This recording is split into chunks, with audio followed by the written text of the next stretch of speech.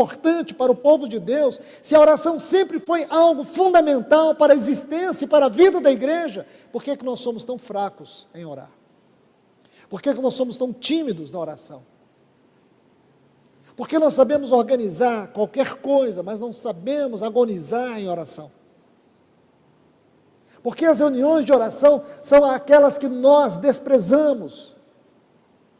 Porque o nosso tempo de oração é o pior tempo que nós gastamos no nosso dia, quando nós colocamos em termos de qualidade, de alegria, de satisfação, de prazer, de entrega. Então é sério tudo isso, meus irmãos.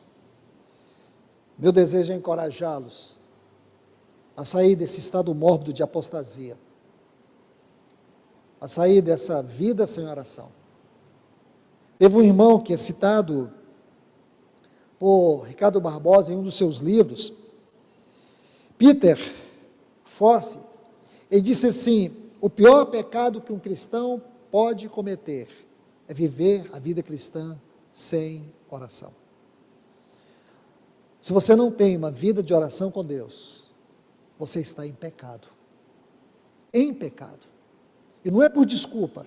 Você não tem, eu e você, nós não temos desculpa porque não oramos. Nós temos muitas e muitas oportunidades de orar. E uma das grandes maneiras de você aprender isso é cultivar a vida no Espírito e aproveitar aqueles momentos de solicitude, aqueles momentos a sós, de cultivar a prática da presença de Deus.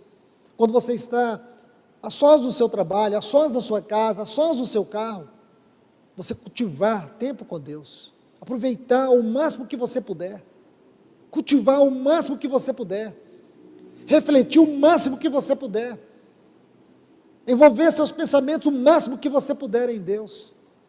Isso nunca nos fará mal, pelo contrário, nos fará bem, e você vai poder chegar mais perto do coração de Deus, e ver a realidade como Deus vê, e ver as coisas como Deus vê, e sentir como Deus sente.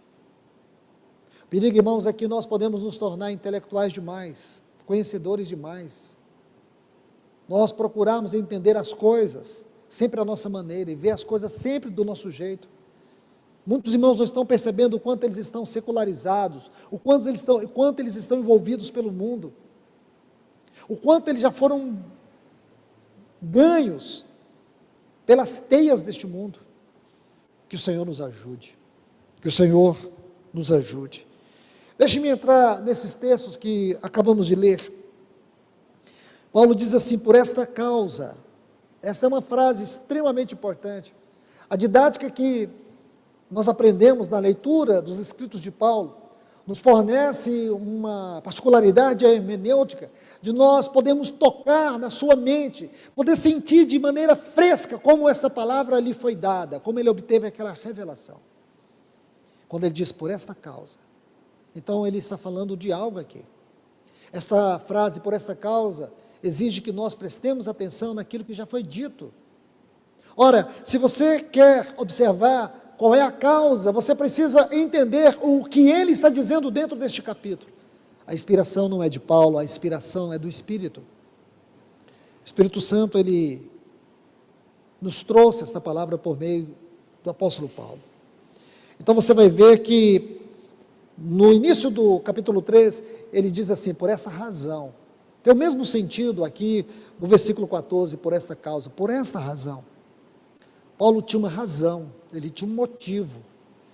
Ora, meus irmãos, quando você começa a entender esta epístola aos Efésios, especialmente quando você lê esse capítulo 2, todos nós sabemos que nesse capítulo, diferentemente do capítulo 1, no capítulo 1, Paulo parte da eternidade, ele vai entrar no propósito de Deus na eternidade. Ele vai entrar dentro da eternidade e nos revelar o propósito eterno de Deus em seu Filho, aquilo que Deus estabeleceu em Cristo.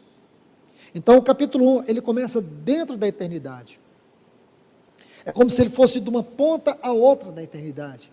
Ele inicia assim: Paulo, apóstolo de Cristo Jesus, pela vontade de Deus, aos santos que vivem em Éfeso e fiéis em Cristo Jesus. Aí depois no versículo 2 ele diz: graça a vós outros da parte de Deus e do nosso Senhor Jesus Cristo, Aí no versículo 3 ele diz: bendito Deus e Pai de nosso Senhor e Salvador Jesus Cristo, que nos abençoou com todas as sortes de bênçãos espirituais nos lugares celestiais. Aí no versículo 4 ele diz: assim como nos escolheu nele em Cristo. Aqui ele entra dentro da eternidade. Ele diz: assim como nos escolheu nele antes da fundação do mundo, para sermos santos e irrepreensíveis perante ele, e em amor nos predestinou para a adoção de filhos. Então ele vai entrar dentro do propósito de Deus, de acordo com a eternidade, aquilo que Deus estabeleceu em seu Filho.